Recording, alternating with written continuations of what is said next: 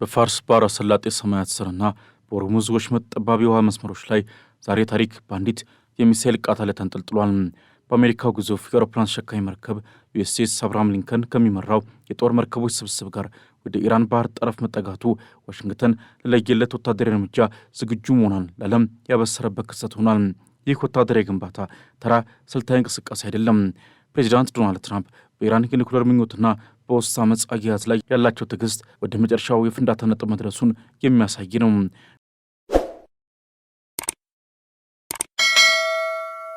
ዋሽንግተን የሚወጡ እጅግ ትኩስ መረጃዎች እንደሚያመለክቱት ከሆነ ደግሞ የአሜሪካ ጦር ኃይል ምናልባትም እስከዚህ ሳምንት መጨረሻ ድረስ በኢራን ላይ ወታደራዊ ጥቃት ለመሰንዘር ዝግጅቱን ማጠናቀቁን ለዋይት ሀውስ አሳውቋል። ፕሬዚዳንት ትራምፕ በሰከነና በጥልቅ ስሌት የታጀበ ውይይት ከአማካሪዎቻቸው ጋር እያደረጉ ቢሆንም የፔንታጎን ጀነራሎች ግን ትዕዛዝ በተሰጣቸው ቅጽበት ጥቃቱን ለመጀመር ሞተራቸውን አስነስተዋል። ይህ የታቀደው ጥቃት ባሳለፍነው ሰኔ ወር ከተካሄደው የ12ቱ ቀናት ጦርነት እጅግ የሰፋና የኢራን ወታደራዊ መዋቅር ለማፈራረስ ያለመ እንደሆነ ተነግሯል። ይሁን እንጂ ቴህራን ለዚህ ጫና የሰጠችው ምላሽ በዲፕሎማሲያዊ ማፈግፈግ ሳይሆን አዲስና አስፈሪ ወታደራዊ ጥምረት መፍጠር ነው። ዛሬ የሩሲያና የኢራን የባህር ኃይሎች በታሪክ ታይቶ በማይታወቅ ደረጃ የጋራ ወታደራዊ ልምድ በሆርሙዝ መጥለቅ ጀምረዋል። የሩሲያ የጦር መርከቦች ከኢራን ጀልባዎች ጋር ጎን ለጎን ሆነው የአሜሪካን አርማዳ መጋፈጣቸው ፍጥጫው በሁለት ሀገራት መካከል ብቻ የሚቀጥል ሳይሆን መላውን ዓለም ወደ ሀያላን ሀገራት ቀጥተኛ ፊልሚያ ሊጎትት የሚችል አደገኛ መስቀለኛ መንገድ ላይ መድረሳችን ያረጋግጣል። ይህ ወታደራዊ ትኩሳት በኢራን ከተሞች ከተቀሰቀሰው ተቃውሞ ጋር በቀጥታ የሚገናኝ ነው። ትራምፕ በኢራን ከሚካሄደው ግድያ እንዲቆም በተደጋጋሚ ማስጠንቀቃቸው ይታወሳል።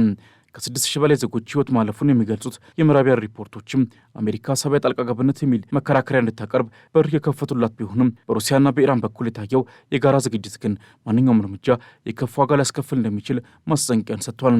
ዛሬ መላው ዓለም በትዕግስትና በፍርሃት የሚጠባበቀው የዲፕሎማሲውን ውጤት ሳይሆን በባህር ላይ የተሰለፉት መርከቦችና በሰማይ ላይ የሚያንዣብቡት ጄቶች የሚፈጥሩትን ንዝረት ነው።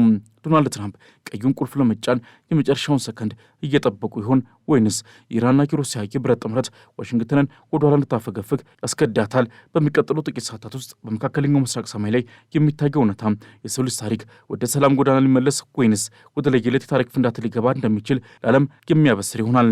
በውቅያኖስ ማዕበል ላይ የሚገሰግሱ ግዙፍ የብረት ምሽጎችና በበረሃ ቃጠሎ ውስጥ ጣታቸውን በቃታ ያሳረፈው ትዕዛዝ የሚጠብቁ ወታደሮች ዛሬ በመካከለኛው ምስራቅ ምድር ላይ አዲስና እጅግ ረቂቅ የታሪክ ምዕራፍ እየተከተበ ይገኛል። አየሩ በባህሩ ጭስና በዲፕሎማሲ ሽኩቾች ሰፍኗል።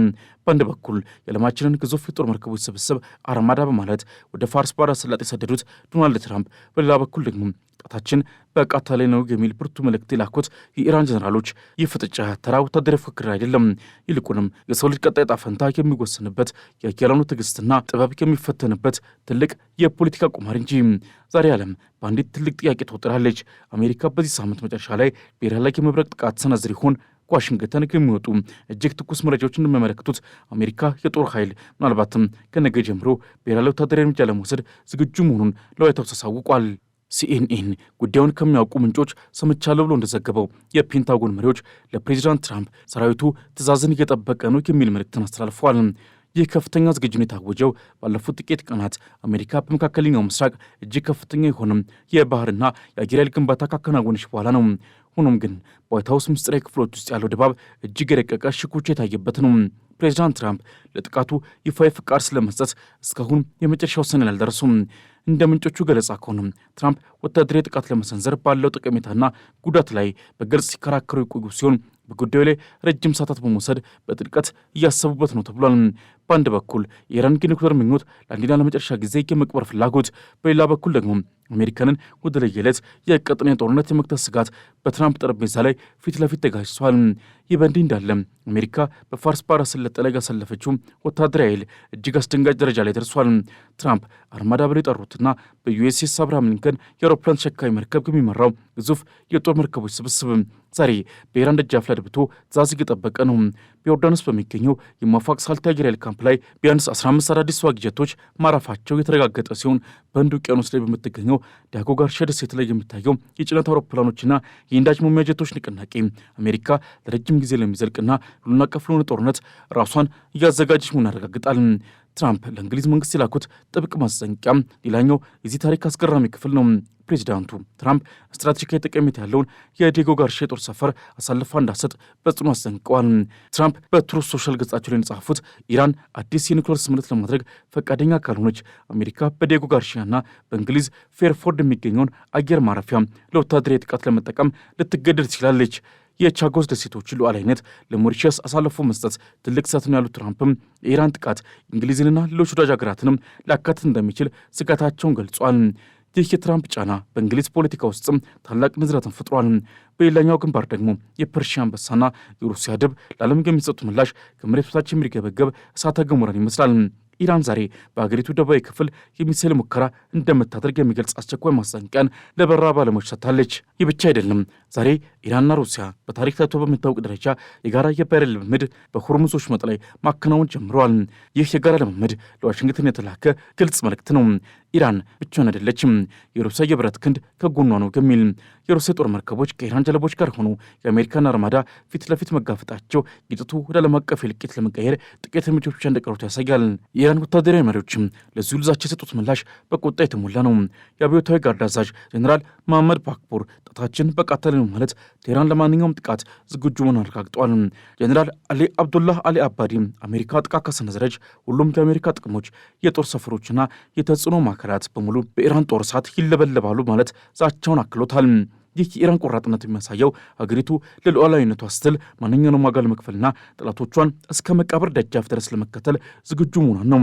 አክሲዮስ ተባለው የዜና ምንጭ እንደዘገበው ከሆነ ደግሞ አሜሪካና እስራኤል እጅግ ግዙፍ የሆነ ወታደራዊ ዘመቻ በኢራን ላይ ለመክፈት አፋፍ ላይ ይገኛሉ። የታቀደው ዘመቻ ባሳለፍነው ዓመት ከተካሄደው የ12 ቀናት ጦርነት እጅግ የሰፋና ለሳምንታት ሊቆይ የሚችል መሆኑ ተመላክቷል። ወዲህ ደግሞ በአሜሪካ ኮንግረስ ውስጥ ሌላ ተቃውሞ እየተሰማ ነው። የሕዝብ ተወካዮቹ ቶማስ ማሲና ሮካና ፕሬዚዳንቱ ያለ ኮንግረሱ ፈቃድ ወደ ጦርነት እንዳይገቡ ግፊት እያደረጉ ነው። አሜሪካንን ማስቀደም ማለት በመካከለኛው ምስራቅ ወደሚካሄድ ሌላ ጦርነት እንድትገባ አይሆንም ብሎ ድምፅ መስጠት ነው የሚለው ድምፅ በዋሽንግተን ጎዳናዎች ላይ እየተስተጋባ ነው። ይሁን እንጂ ስፔኩሌሽኑ ወይም ትንታኔው እንደሚጠቁመው ከሆነ በኢራን ላይ ጥቃት የመሰንዘር ዕድሉ 90% ላይ ደርሷል። የዋይት ሀውስ ቃል አቀባይ ካሮሊን ሌቪት ዲፕሎማሲ ሁልጊዜም የመጨረሻው አማራጭ ቢሆንም ወታደራዊ እርምጃው ግን አሁንም በጠረጴዛ ላይ እንዳለ ነው ብለዋል። የኒውክሌር ፕሮግራሙ ግን አሁንም የዚህ ታላቅ ቁማር ማጠንጠኛ ነው። እንደዓለም አቀፉ የኒውክሌር ኃይል ኤጀንሲ ዘገባ ከሆነ ኢራን ዛሬም ለ10 የኒውክሌር ቦምቦች የሚበቃ የነጠረ ዩራኒየም በእጇ መያዟ ፍጥጫውን ወደ መጨረሻው ምዕራፍ አድርሶታል። ትራምፕ ዳግም ለመጀመር ከሞከሩ የሚቀጥለው ጥቃት እጅግ የከፋ ይሆናል በማለት ያስጠነቅቁትም በምክንያት ነው። አሜሪካ የኢራን ኒውክሌር ተቋማት አመድ መሆን አለባቸው የሚል ጽኑ አቋም ሲኖራት፣ ቴህራን ግን እኛን ለመንካት የምታደርጉት ማንኛውም ሙከራ ራስን የማጥፋት እርምጃ ነው ማለት ምላሽን ሰጥታለች። በሆነ ወቅትም በመካከለኛው ምስራቅ የታየው ወታደራዊ ግንባታና ዲፕሎማሲ ሽኩቻ ቀጠናውን በሰላምና በጦርነት መካከል ባለ እጅግ ቀጭን መስመር ላይ አቁሞታል። በአንድ በኩል አሜሪካ አርማዳ የተሰኘችውን ግዙፍ የባህር ኃይልና የተዋጊ ጀቶች ስብስብ ወደ ኢራን ደጃፍ ማስጠጋት የለየለት ወታደራዊ ጫና እያሳደረች ሲሆን፣ በሌላ በኩል ደግሞ ሁለቱም ወገኖች የድርድር በሩን ክፍት ለማድረግ ፍላጎት እያሳዩ መሆኑ የሁኔታውን ውስብስብነት የሚያጎላ ይሆናል።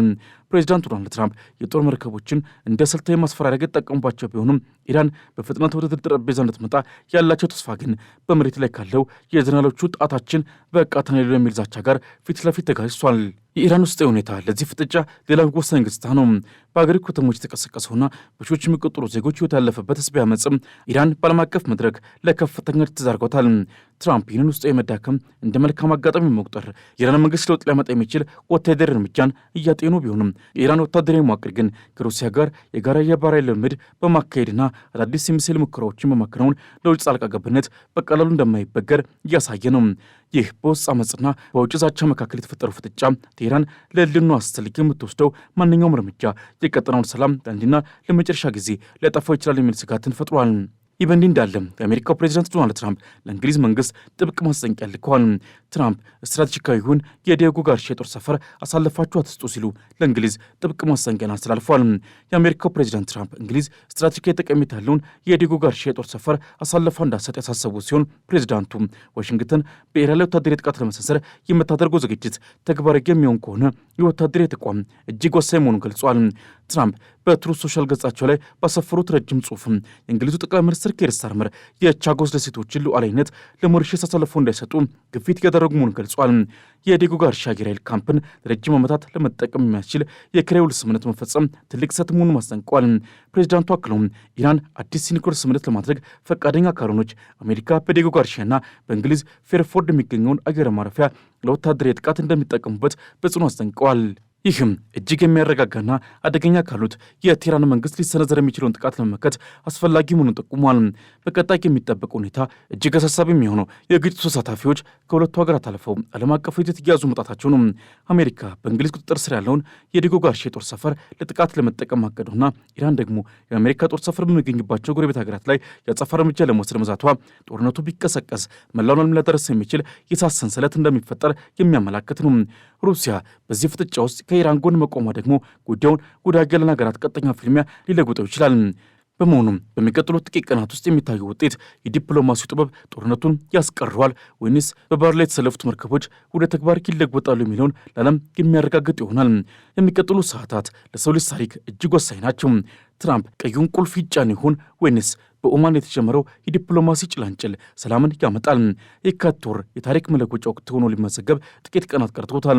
የሩሲያና የኢራን የጋራ የባህር ኃይል ልምምድ፣ የአሜሪካ አርማዳ መቃረብና የእስራኤል ግፊት ተዳምረው አዲስና ሊተነበይ የማይችል ዓለምን ሊወልዱ ነው።